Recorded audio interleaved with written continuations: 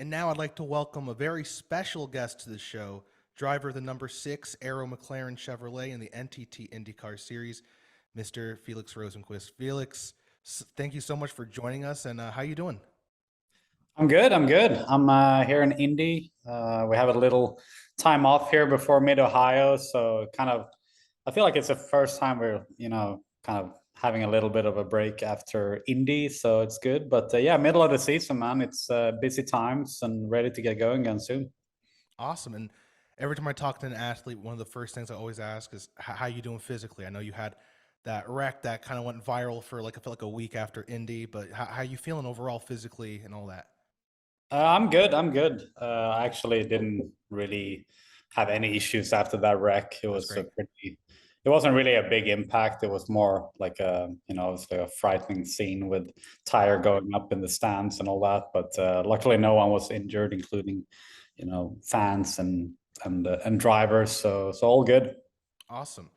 And we're kind of in this midpoint in the season, really. You talk about Indy's over. How do you feel right now with you and your team, how you've done so far? There's a whole lot of races to go left, but Indy's kind of that big thing. It's almost like you kind of get it out of the way, and then now you can kind of focus on the rest of the season. So how do you feel right now with you and your team, and how you guys are doing? I feel really excited, to be honest. In a way, it's a season of what could have been. We've been super strong everywhere this year. I think it's the first time for me in IndyCar probably where I've been, competitive in both qualifying and race, pretty much every race. We haven't got the results we want to for different reasons. Some mistakes on my side and some other things kind of out of our control. So we're a bit bummed, especially the last weekend was kind of a bummer. Road America, we had an issue with the fuel tank in the end of the race. So it kind of felt like we were clawing back a bit in the championship, and then another little upset there in Road America. But there's 9 races left to go. We're halfway marked, so we basically just have to move on from that. And as I said, the speed has just been phenomenal. So I think there's more podiums and perhaps a few wins for us in store if we just continue to do what we've been doing. Yeah, before last week, you looked great. 2 top 5 finishes, a top 3 finish. Talk to me about what happened at Road America. And for people at home that aren't too familiar about the ins and outs of racing and IndyCar, what's the post race look like when you guys have kind of a not the perfect race with either issues on the track or issues with the car? What does that look like going into the week after? Well, normally we have a little debrief and kind of go through what happened. And Road America specifically was actually a really, really strong race for us. We got punted out in the beginning of the race, but we actually managed to recover from being dead last to top 7 in the closing stages. And then, as I said, we had that issue with the fuel tank, and you kind of do an investigation. I'm not really involved in that, to be honest, but I get, obviously they get back to me and tell me what's happened. And yeah, it was just an issue with the fuel tank that it had trouble to basically collect the fuel from the tank. And it's never a good thing when you're fighting for thousands, and everything is already so tight in IndyCar. So when you have an issue like that, your day is pretty much done. So we had to do a mega fuel save in the end of the race, and obviously we went down from P7 to P20. So frustrating, but there's nothing you can really blame anyone for. It's just harder racing. As frustrating it is to say it, that's the case sometimes. So we just have to learn from it and move on to Mid Ohio. So when you look past these last couple races, some really good results. Yeah, a pole win, then rough race last week. When going towards the second half, do you think in first half, second half, pre-Indy, post-Indy, how does that work from the mental aspect of the season?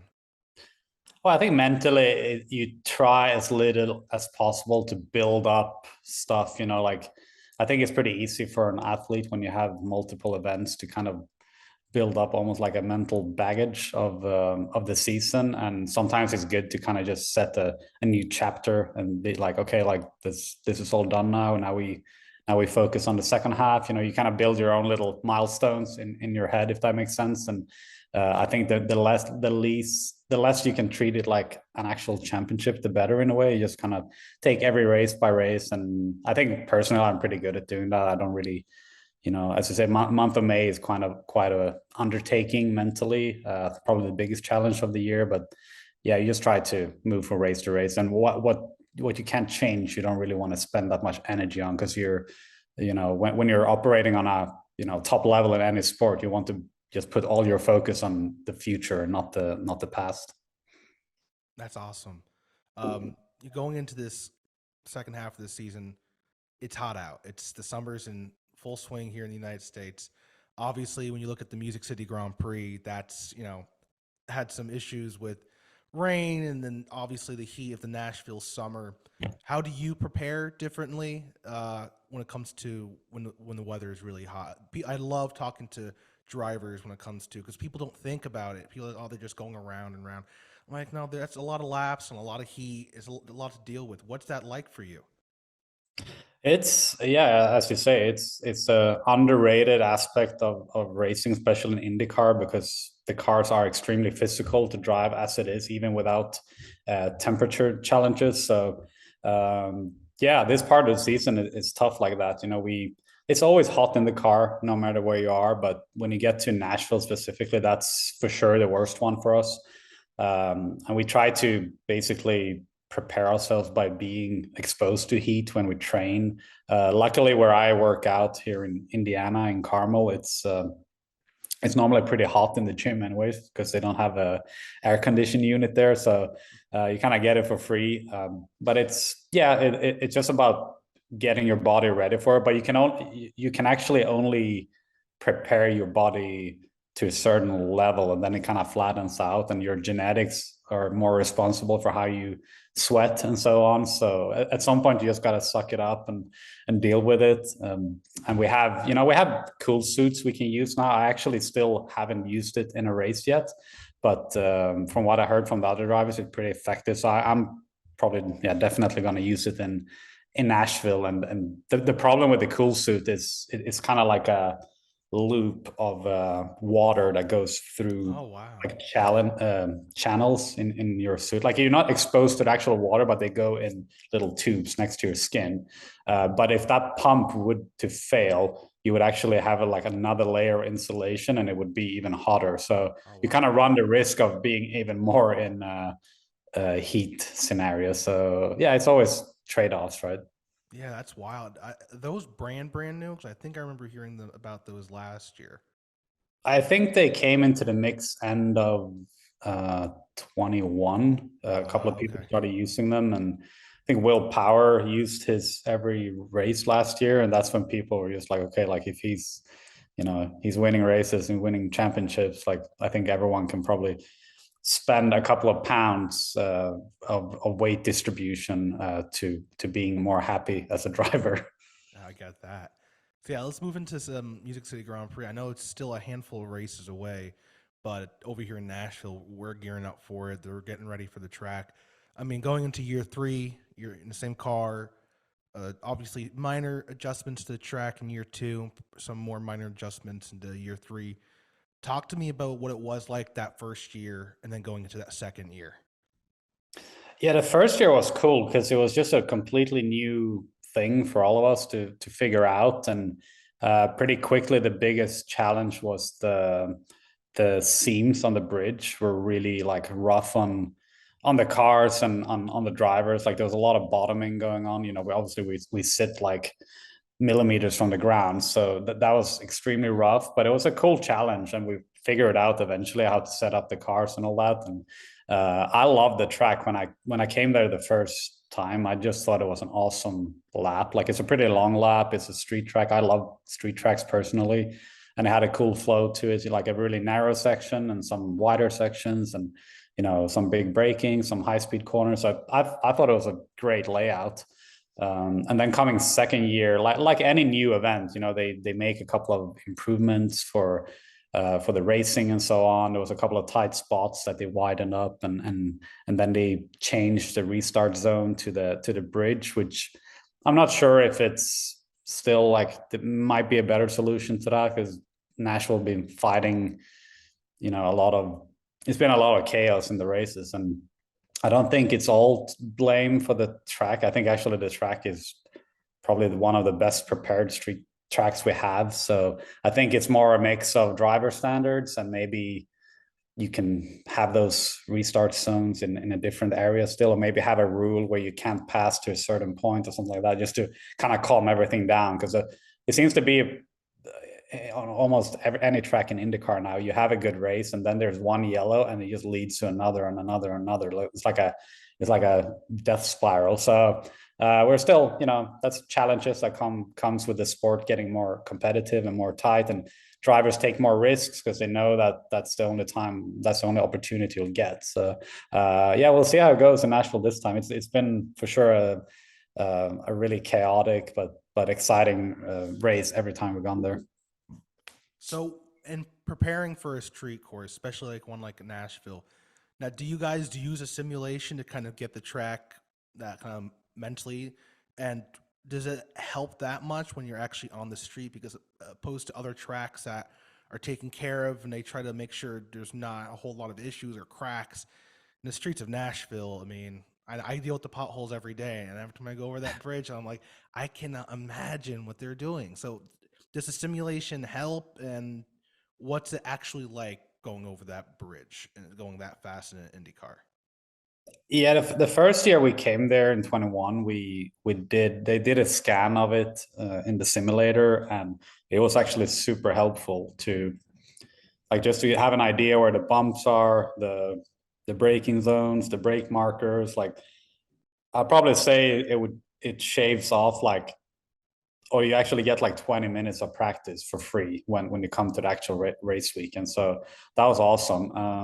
But yeah, going over the bridge was when you're in that position, you don't really see that you're on the bridge, if that makes sense, because you have the fence and everything. So it kind of feels normal in a way, but just how bumpy it was on those scenes was insane. It was hard to keep your feet on the pedals. You have to really jam your heels into the heel rest of the car, and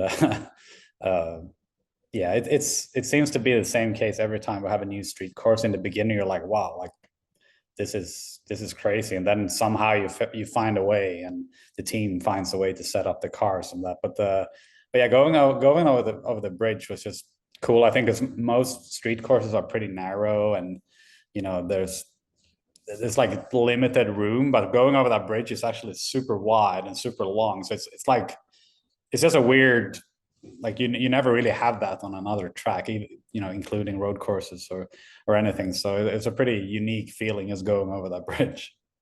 Do you have a favorite street course, either in the IndyCar circuit or one that you raced overseas? Macau is my favorite. It's really, really cool street track, very long lap as well. It's more than 2 minutes. You kind of have a section where you go by the water, and then you go up in a mountain where it's super twisty and banked corners and stuff. Yeah. So that one is my favorite. It's a very iconic track. I think in IndyCar, I'd probably say Nashville, I'd probably say Nashville is the most fun one in my opinion. What does Nashville's track compare to other street courses like in Florida or in Toronto coming up? How does it compare, or how does it differ? Well, I think first of all, it's actually not super bumpy. If you if you don't count the bridge, it's actually not that bumpy. It's pretty smooth. It's very long, which is different. Some of these tracks are, under a minute long, and that Nashville is actually a far bit. I think it's a 1 minute 20 lap or something like that. So it has more corners. It's a longer lap, which normally is a bigger challenge in qualifying because you get less laps and less attempts. So you kind of have to nail the lap you're on. I think it's probably a bigger variety of corners. You have one section that is so tight, you can barely go too wide, and then you have a wide section, and this just, I don't know. I feel like a lot of street tracks kind of have the same thing all the time, but I feel like in Nashville, it feels like you're more on a, adventure kind of thing when you're on a lap. It's change of scenery. You go over the bridge, you're on the other side. It is more things happening basically. So I think it's really iconic in that way. Yeah, I don't know how you guys do that. That weird, like almost like 4 point corner when you first come off the bridge, uh, going towards downtown, away from start finish. I don't know how you guys do that. 'Cause every time I watch it, I'm like, how are they just not piling up? Because it's so narrow and it's so sharp, and those long Indy cars. I just can't imagine what that's like. Yeah, it's definitely. I think it's probably the slowest section we have on the Definitely. calendar. But I always thought it's cool with that kind of corners because these cars have a lot of downforce, but that only works when you're going at a certain speed, and it's kind of like back to the basics a bit when you have super slow corners because it's just like you and the tires on the ground. Like you don't really have anything to help you, and it's a very like back to basic experience.